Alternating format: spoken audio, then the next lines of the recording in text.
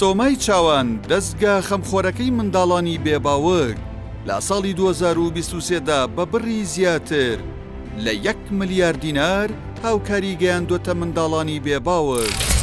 دەستگای سۆمای چاوان سەر بە ڕێکخراوی خوشکانی ئیسلامی کوردستانە و لەلایەن کۆمەڵی دادگەریەوە پشتیوانی دەکرێت.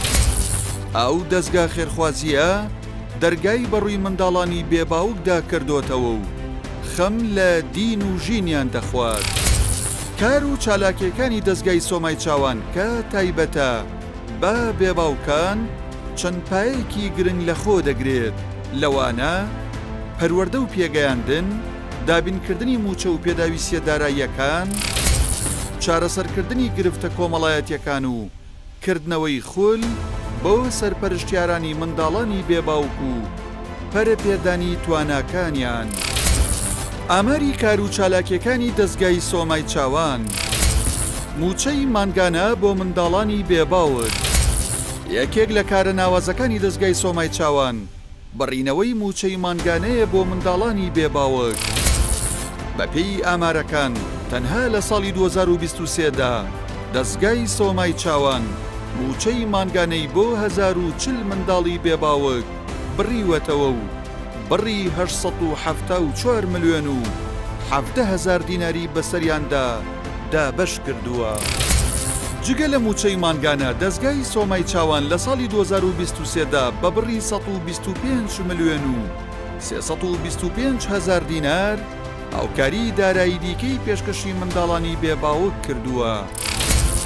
خول و پێشبڕکێ بۆ سەرپەرشتیارانی منداڵانی بێباوک. دەستگای سۆمای چاوان جگە لە خەمی منداڵانی بێباوک خەم لە سەرپەرشتیارانی بێباوکانیش خواردووە، ئەمەش لە ڕێگەی کردنەوەی خول و پێشبڕکێ و پەرەدان بە تواناکانیان. لەو چوارچێوێشدا لە ساڵی 2023دا دەستگای سۆمای چاوان خولی دوورمانی بۆ 28 دایک بە بڕی 6 ملیۆن و 325,000 دینار کردوتەوە و فێری پیشەی دوورمانی کردن لەگەڵ کڕینی مەچینە و قوماش بۆیان. هەر لە چوارچەوەی پەرەدان بە پەروەردە و توانای دایکان لە ساڵی 2023دا دەستگای سۆمای چاوان خولی پێشبڕکێ و تاقیکردنەوەی لە کتێبی گوڵاوی سەرمۆر بەڕێوە بردوو. یەکەم و دووەمەکانی بە گەشتێکی عەمرە و مۆبایلی زیرەک خەڵات کردووە.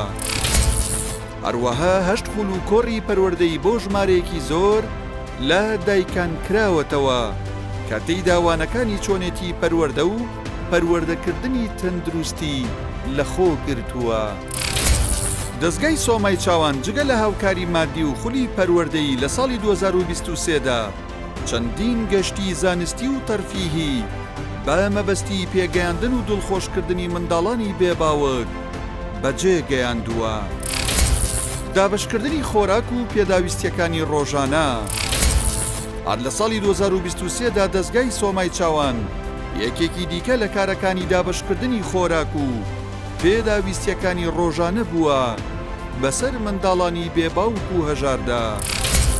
لەو چوارچەوەیەشدا 3472 سەبەتەی خۆراک و 250 کیلۆ شیر و 685 کیلۆ برنج و 22 کیلۆ هەنگوین و 7360 بەشە گۆشت و مریشکی دابش کردووە.